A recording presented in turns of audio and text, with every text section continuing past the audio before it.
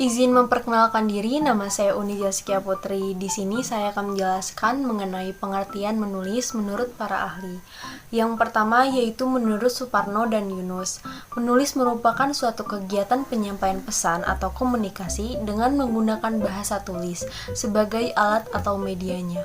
Yang kedua, menurut Tarigan, menyatakan bahwa menulis adalah menurunkan atau melukiskan lambang-lambang grafis yang menghasilkan suatu bahasa yang dipahami oleh seseorang sehingga orang lain dapat membaca dan memahami lambang-lambang grafis tersebut. Yang ketiga, menurut Marwoto, menjelaskan bahwa menulis adalah mengungkapkan ide-ide atau gagasan dalam bentuk karangan secara leluasa. Dalam hal ini, menulis itu membutuhkan skemata yang luas sehingga si penulis mampu menuangkan ide, gagasan, dan pendapatnya dengan mudah dan lancar. Selanjutnya ada pengertian surat, yaitu surat merupakan suatu sarana komunikasi tertulis. Ditinjau dari ahlinya pun, yaitu menurut Suprapto. Yang pertama ditinjau dari sifatnya dulu, yaitu surat adalah jenis karangan paparan karena di dalam si pengirim mengemukakan maksud dan tujuan atau menjelaskan apa yang dipikirkan dan dirasakannya. Yang kedua ditinjau dari wujud penuturannya, yaitu surat merupakan percakapan antara dialog yang tertulis dari suatu pihak kepada pihak penerima. Selanjutnya ditinjau dari fungsinya. Surat adalah komunikasi atau informasi antara si pengirim dan si penerima yang berwujud tulisan dalam kertas atau yang lainnya. Surat merupakan suatu model komunikasi tertulis yang memungkinkan seseorang saling memberikan informasi atau mempertukarkan ide. Surat juga adalah media komunikasi yang berupa tulisan, yang berisi informasi, pesan, pernyataan, atau tanggapan sesuai dengan keinginan si penulis surat. Nah, dari pembahasan tadi dapat disimpulkan bahwa pada dasarnya fungsi surat adalah sebagai alat komunikasi antara dua pihak, seperti antara lembaga, instansi sebagai pedoman dalam bertindak untuk kemajuan institusi tersebut. Surat dijadikan sebagai alat penyampaian informasi dari penulisnya kepada pembaca atau penerimanya, juga sebagai alat komunikasi. Surat tidak hanya bersifat satu arah, melainkan juga dua arah dan ke segala arah. Artinya, surat juga dapat dibalas atau sebagai balasan, timbal balik, dan juga surat dapat dibuat dan ditunjukkan kepada lebih dari satu orang, seperti surat edaran, pengumuman, surat pembaca, kabar, dan lain-lain. Izin memperkenalkan diri, nama saya Ririn Aryani. Di sini saya akan menyampaikan materi tentang bagian-bagian surat. Kepala surat atau kop surat. Fungsi penyertaan kepala surat tersebut tidak terlepas dari pemberian informasi mengenai nama, alamat, kegiatan dari lembaga tersebut, serta juga bisa menjadi alat promosi. Bagian surat yang pertama ini berisi satu logo atau lambang dari sebuah instansi, lembaga, perusahaan atau organisasi. 2. Nama instansi, lembaga, perusahaan atau organisasi tersebut. 3. Alamat instansi, lembaga, perusahaan atau organisasi tersebut. 4. Nomor telepon, kode pos, alamat email, atau alamat web. B. Tempat dan tanggal surat.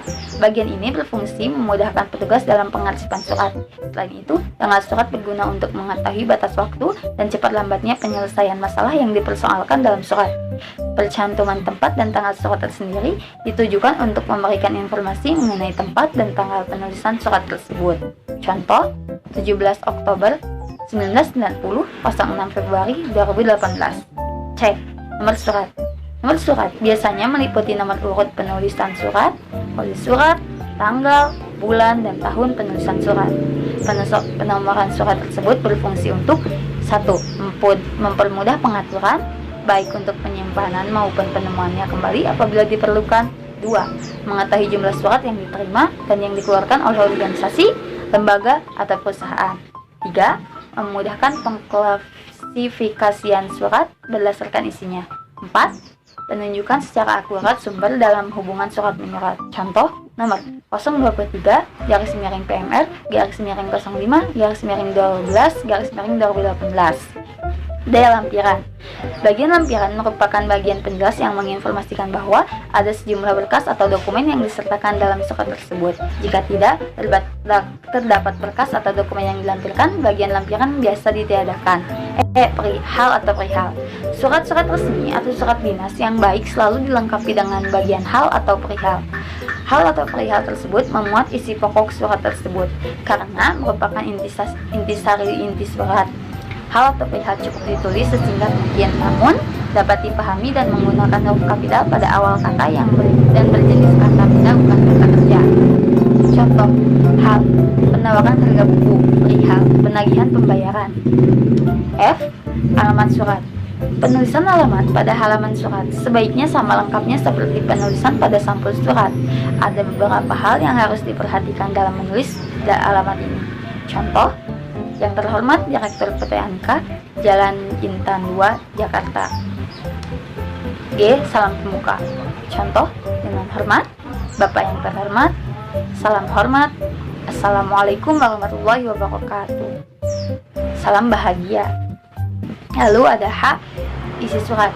Pembuka. Pembuka merupakan alinea pertama yang berfungsi sebagai pengantar atau pendahuluan terhadap informasi yang disampaikan di alinea isi. Lalu ada isi. Alinea isi berisi informasi yang akan disampaikan. Lalu selanjutnya ada penutup.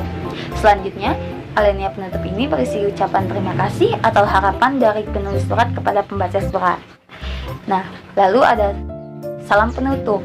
Nah, salam penutup merupakan penutup surat yang biasanya menggunakan kata hormat saya, hormat kami, wassalam.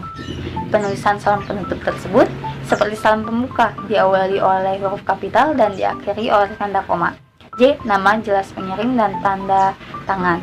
Pengirim surat dinas adalah orang yang bertanggung jawab terhadap lembaga atau organisasi yang dipimpinnya. Identitas pengirim dalam surat dinas biasanya terdiri atas 5 unsur, yaitu jabatan pengirim, tanda pengirim, stempel atau cap dinas, nama terang pengirim, dan yang terakhir keterangan lain misalnya NIP. Lalu ada tembusan. Tembusan merupakan bagian surat yang menunjukkan pihak atau orang lain yang juga berhak mendapatkan surat tersebut. Contoh, tembusan.